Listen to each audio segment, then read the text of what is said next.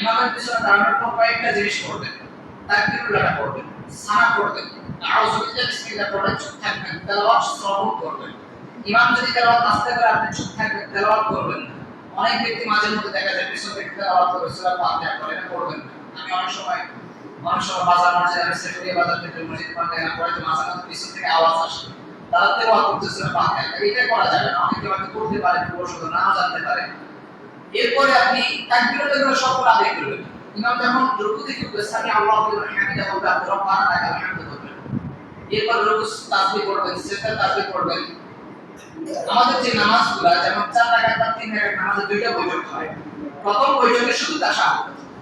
ইমামের যদি লেট হয় আপনি তাশাহুদ পড়ে বসে থাকবেন, আপনি অন্য কিছু করবেন না। তাশাহুদ পড়া শেষ, বসে থাকবেন। মাঝে মধ্যে দেখা যায় কিছু কিছু মসজিদে দেখা যায় ইমামের একটু লেট হলে কাশি শুরু হয়ে যায়।